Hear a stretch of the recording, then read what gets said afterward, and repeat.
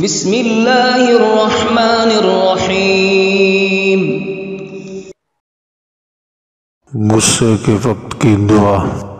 حضرت معاذ بن جبل رضی اللہ عنہ سے روایت ہے کہ رسول اللہ صلی اللہ علیہ وسلم کی موجودگی میں دو آدمیوں کے درمیان کچھ سخت کلامی ہو گئی، یہاں تک کہ ان میں سے ایک کے چہرے پر غصے کے آثار محسوس ہو گئے، تو رسول اللہ صلی اللہ علیہ وسلم نے فرمایا، میں جانتا ہوں ایک دعا یا کلمہ اگر یہ آدمی اس وقت وہ کہہ لے تو اس کا غصہ ٹھنڈا پڑ جائے گا۔